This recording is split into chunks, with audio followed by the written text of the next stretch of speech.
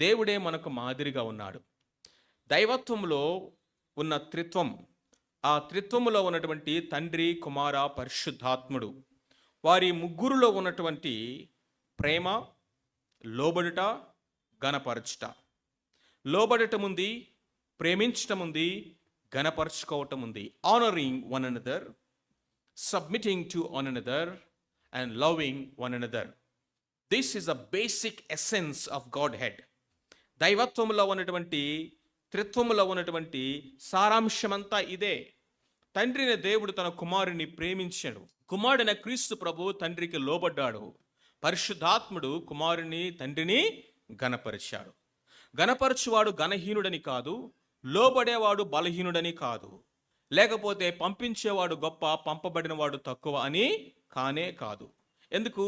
త్రిత్వం మనకి ఏం బోధిస్తా ఉందంటే, దైవత్వంలో ఉన్నటువంటి తండ్రి